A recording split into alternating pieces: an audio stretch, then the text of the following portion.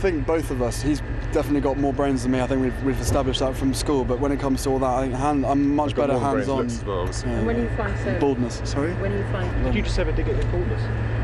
His what? Sorry. Baldness. His baldness. No, I was with you on that one. It's pretty rich coming from a ginger, so I'm quite happy to take that on this one. Yeah. Peter's a good-looking ginger. It's all right. Peter's both. So, I remember.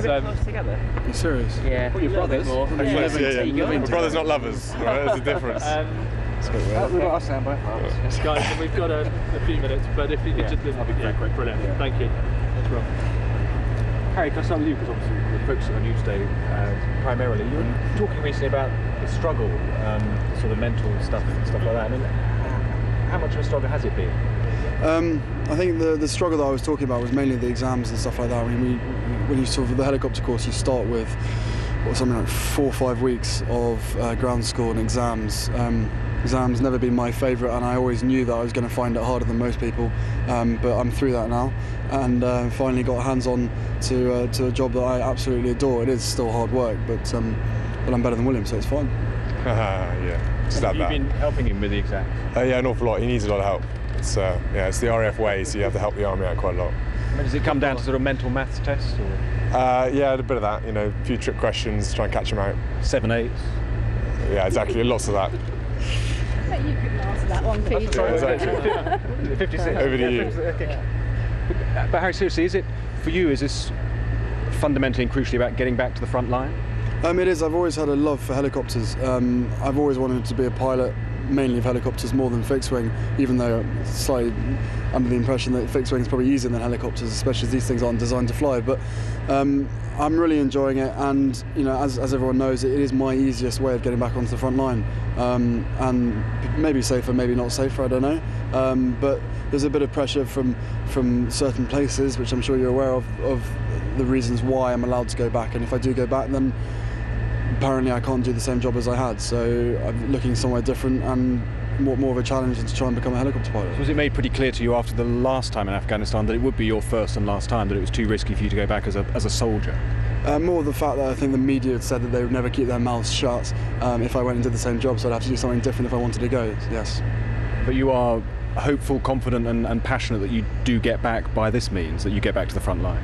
Massively so, unless they stop flying helicopters out in Afghanistan soon, which hopefully they won't do. But as I said, I love flying helicopters, or I'm loving flying helicopters at the moment. I just hope that I can be better than the best. That's what I always strive to be spot on. But as I said, to get out to Afghanistan again would be fantastic, and my best chance is to do it from a helicopter.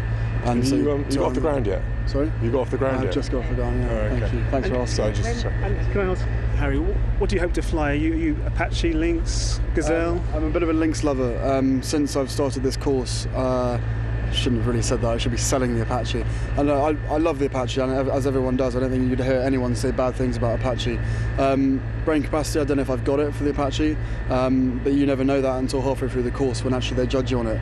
But if I got personal preference, I would probably choose Lynx, for the simple fact that the instructors I've had so far have been Lynx pilots, and I think Lynx is a more challenging it's more my cup of tea than Apache. That's how I feel, but that my opinion may change halfway through. But it's your goal to be back there in Afghanistan in a Lynx in maybe a year's time? When they let me, when I'm good enough, which it could be about 5 years' time. But I'll fly whatever I'm told to fly, and I'll fly wherever I'm told to fly. This is quite a special moment for you two, isn't it? Because this is possibly the last time you'll be living together. First and last time we'll be living together. It's been a fairly emotional experience. Yeah. How much inter-service rivalry is there between you two? None at all. No, not at all really. I mean, everyone knows the Army's better than the RAF. I'm a cavalry boy anyway, so it's fine. There's good balance between Army pilots and RAF pilots obviously as well. And the Naval pilots just, in the background, they didn't do anything, so it's fine. And would you live together again? Nice experience being the same? Well, bearing in mind I cook him and feed him basically every day, I think he's done rather well.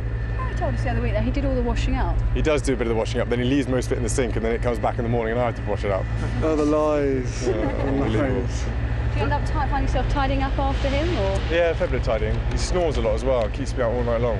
Not good for flying. We're showing a bed next. No, I don't. I think that's very important we say that. And it's somebody's birthday on Sunday. Are you a bit nervous? Any presents you want your brother to get for you? Basically, he's probably only literally just realised that you said that now, and hasn't got me a present. But I wouldn't expect anything else anyway. I'll be lucky to get a card. It's not obvious that he's growing old, is it? What's your favourite experience being in Shropshire so far? Both of us really enjoyed it actually. It's been good fun. We've mostly been stuck on base, so we haven't really managed to get out and sample the delights of Shrewsbury running. But been into town a few times. Enjoyed watching Shrewsbury do quite well in the playoffs. Unfortunately, didn't manage the last final bit. But yeah, it's been good. We've really enjoyed it. I haven't had much chance to get out at the moment. So it's the army. We work harder, so we haven't got much time. Or gag. Move on. What have you got to see and what bits of it have stood out? Shawbury. Yeah, Shawbury really. Yeah. You fly over it quite a bit, though. Yeah, I do a lot. Yeah, a lot of flying around, a lot of hours in the sky. Is there limits on what you can drink for the moment? So there's while always flying, a limit, Peter. There's always a limit. While flying, I think there probably is a limit. Know it that, I don't know what the limit is, but I'm sure there is one. That's one question. It's tough enough to do a course like this on your own, with the whole world watching and a high-achieving older brother watching. Does it increase the pressure? I don't think that's quite fair. He's doing a fantastic job. He puts himself down, but generally he is seriously well. I've talked to his instructor and stuff like that. He's doing a fantastic job. So he's just very modest about it, but he's doing very well. I think to answer that though, I think there's masses of pressure on everyone in the forces at the moment for a start, and we're both here just doing our bit, trying to become helicopter pilots, and we're having a fantastic time. Yes, it's hard work, but everything is hard work nowadays. But yeah, sometimes there's added pressure, but you just deal with it, you get on with it. I mean, the helicopter course is a very strenuous course, but he's managed to get through it, so I reckon I can. Yeah, I just said something nice, you could say something nice. He's great. At the end of the day though, it's training, and it's, training is training, and you're under pressure as long as you're being taught and you're getting things right. Like he's, pointed out, is that the guys are doing the operational stuff, far more harder hours, work non-stop through the night, through the day, and they're the guys who get the real praise for everything that goes on. And when will you be flying solo? One final question, guys. You feel you're over the hump. You were worried about the theory and the exam work. Do you feel that with that behind you, the rest is a piece of cake? Well, I think both of us. He's definitely got more brains than me. I think we've established that from school. But when it comes to all that, I think I'm much better hands-on. Well, And when are you flying solo? Baldness. Sorry. When are you flying solo? And when I'm flying solo, when I'm ready. Hopefully sometime next week, depending on the British weather. But we'll have to wait and see. But yeah, no, it's fantastic. It really is. Did you just ever dig at the baldness? It's what, sorry? Baldness. It's baldness. No, I was with you on that one. Pretty rich coming from a ginger, so I'm quite happy to take that on. It's fine. Yeah. He's a good-looking ginger. It's all right. Peter's both. I'll just ask you quickly about your training, how it's going. It's going very well, Rebecca.